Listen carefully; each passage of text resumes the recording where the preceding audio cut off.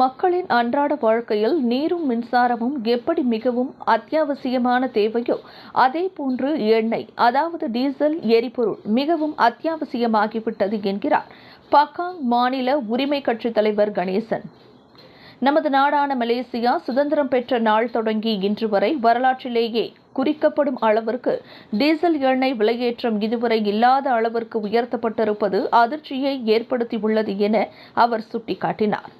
இந்த அளவிற்கு பெரிய விலையேற்றமானது மக்கள் மீது விழுந்த ஒரு பேரிடியாகும் என குறிப்பிட்ட அவர், மக்கள் தங்கள் அதிருப்தியை அவ்வாறு வெளிப்படுத்தியுள்ளனர் என்றார்.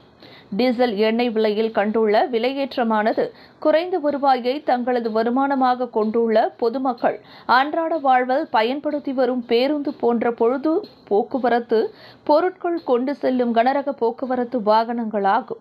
இந்த எண்ணெய் விலை ஏற்ற சுமையை நிவர்த்தி செய்யும் விதமாக போக்குவரத்து கட்டணங்களை உயர்த்துவது திண்ணம்.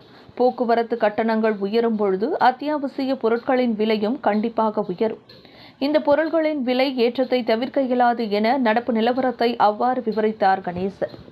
டீசல் எரிபொருள் விலை உயர்வின் தாக்கத்தை இனி பொதுமக்களும் வணிக நிறுவனங்களும் கண்டிப்பாக எதிர்கொள்ள வேண்டிய கட்டாய சூழ்நிலைக்கு தள்ளப்படுவது தவிர்க்க இயலாது.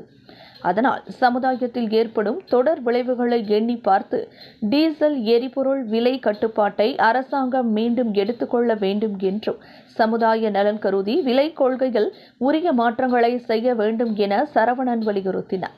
தற்போது அறிவிக்கப்பட்டுள்ள விலை உயர்வினை மீண்டும் திரும்ப பெற வேண்டும் என்றும் அவர் அரசு தரப்புக்கு அறைகூவல் விடுத்தார்.